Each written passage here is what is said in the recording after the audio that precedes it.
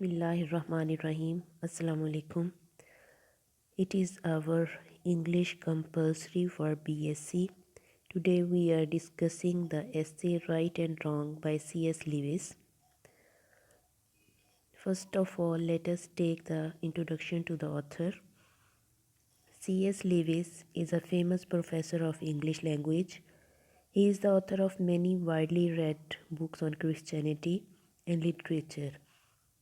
He has also written science fiction. This essay, Right and Wrong, has been taken from his famous book, The Case for Christianity. Here, the writer has discussed the important concepts of right and wrong. Right and Wrong is a deep and philosophical essay. Here, the writer wants to convince the reader that the ability to discriminate between right and wrong is inborn and instinctive. Rather, it is an installed function. So, in this essay, Lewis tells us that every person is aware about right and wrong and wants to follow this standard of behavior. Either any person follows it or not, he bears in mind this standard and expects it from other people. He also says that there is no need to teach this standard to any person.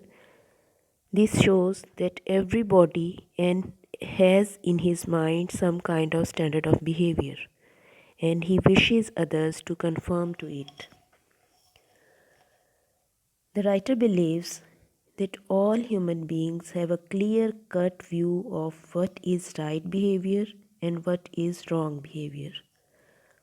In our everyday life, we find people quarreling over trifles. This shows that everybody has in his mind some kind of standard of behavior. It is called the standard of decent behavior. He wishes others to conform to it.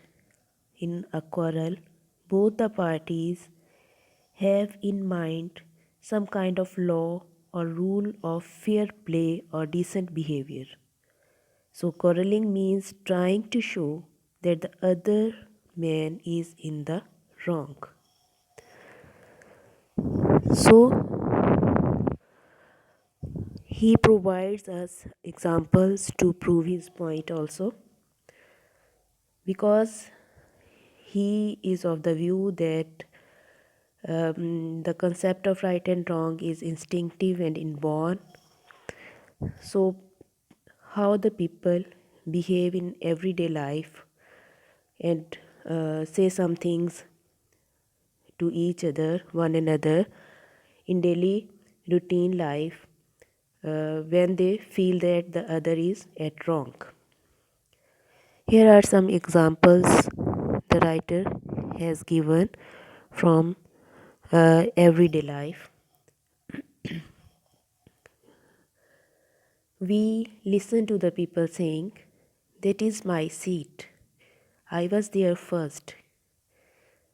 When a person is saying this, he is showing the other that other one is at wrong by taking the seat. Then someone says, "Leave him alone. He is not doing you any harm. Give me a bit of your orange. I gave you a bit of mine. How would you like it if anyone did the same to you?" जैसे हम कहते हैं, अक्सर students भी एक दूसरे को कहते सुने जाते हैं और बहुत ये डेली रूटीन में सुनने में आता है कि अगर तुम्हारे साथ ऐसा होता तो तुम्हें कैसा लगता, यानी अगर तुम्हारे साथ रॉन्ग किया जाता तो what will be the reaction from your side. तो इसका मतलब है कि कॉन्सेप्ट है रॉन्ग का जहन में तो कोई ऐसी बात कह रहा है, और कॉन्सेप्ट है राइट का भी क्लियर कि राइट क्या होता है, तो ऐसी बातें हमें सुनने को मिलती हैं. कम ऑन, यू प्रॉमिस्ड, यानी अगर किसी ने प्रॉमिस किया है तो उसे फुलफ़िल करना चाहिए. So these are the examples from everyday life which give us the concept of right and wrong.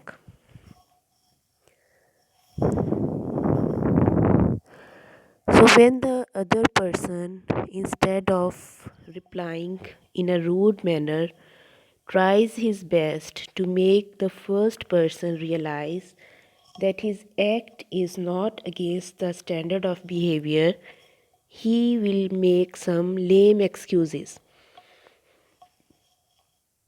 to prove his action. He will give some special reasons, as he will explain that why he cannot keep seat, or that things were really different when he was given the bit of orange. This shows that both parties have some type of morality of law of nature upon which they are agreed and try to follow it. The writer also gives us the example of a game. He gives us an example of a footballer who makes agreement about the rules of the game. If a footballer does not agree on these rules, then there is no sense in saying that a footballer had committed a foul. यानी जब game के rule में हम कहते हैं कि he is playing foul और he has done wrong, तो इसका मतलब है कि उसके राइट रूल्स हमें पता हैं. जब हमें किसी चीज़ का राइट पता होता है तो हम उसी वक्त डिस्क्रिमिनेट कर सकते हैं कि which is right and wrong. तो हमारे जहन में एक आइडिया और कंसेप्ट है राइट और रॉन्ग का, जिसकी बुनियाद पर हम किसी को गलत और अपने आप को सही, या दूसरे हमें गलत और अपने आप को सही साबित करने की कोशिश करते हैं. Here I will give you the example from your own college and class. When you got admission in the college, you have to take the prospectus, in which there are rules and regulations and code of conduct, that how you will have to behave in the college and what are the rules you have to follow. You know that these are the rules, and when you disobey the rules or violate the rules and you are punished, then you give excuses. For example, if you violate the rule of uniform, then you have to present the excuses before a teacher or the principal, saying that your uniform is burnt, or it is dirty and not washed, or that you can't buy the uniform because your mother was ill. So in this way, why do you make excuses? Because you know that you have broken the law, the rule of college, which was given in the prospectus and which you must have to follow. So this is the concept in your mind that you are doing wrong. So he proves here that right and wrong law is the law of human nature. Every person is aware of it, but sometimes he breaks it and then gives explanations and excuses to hide it.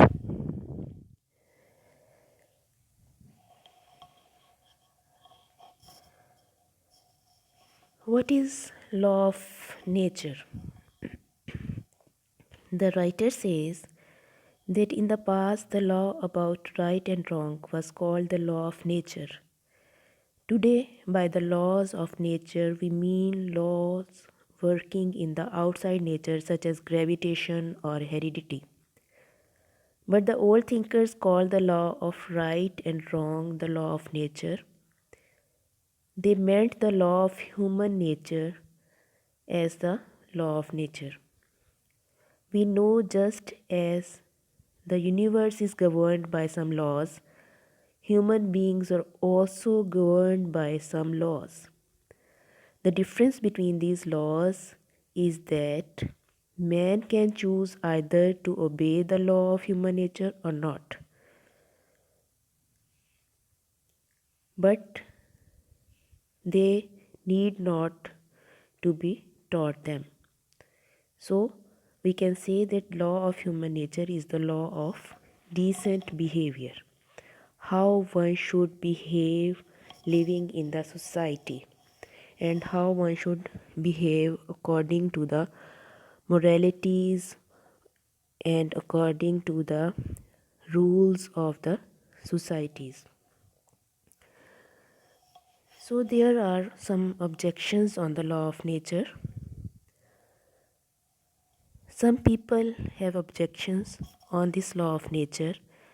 They say that everyone does not know it because different societies have different moralities.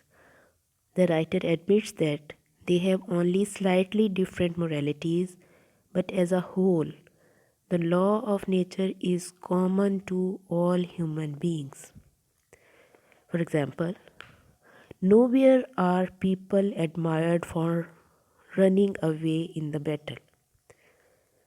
Similarly, no one is proud of deceiving those who are kind to him. Again, we can say that selfishness has never been admired because we consider that selfishness is a wrong behavior. So, there is a concept of right in our mind, it is inborn, it is instinctive, so we can discriminate between right and wrong. The writer says that we usually do not practice this law, although we expect its practice from others. हम दूसरों से तो right behaviour expect करते हैं, लेकिन बाज़ औक़ात हम उसको ख़ुद ही वायोलेट कर रहे होते हैं. For example, standing in a Q. If someone breaks the queue, we become angry at him and shout at him that why he breaks the law of the queue. But sometimes we also break the queue and want to get the thing quickly. Then we coin excuses for that. For example, we say at that time that I am in hurry, I have to go home, I have some other business, I am ill, that is why I want to do the work earliest. But this is wrong. Breaking the queue is wrong. So everyone knows that it is wrong to do against the law. So here writer says that we invent excuses for not following the right path and of our wrongdoing. We start saying that we did it because we are tired or we are hard up or we are busy. So these are all the lame excuses. But in any case, we believe in this law of decent behavior. Otherwise, we would not have invented excuses for that. So, the writer concluded this essay by saying that all human beings have an idea that they ought to behave in a certain way that is called a decent behavior. At the same time, they do not behave in that way. It simply means that they know the law of nature and they break it most of the time.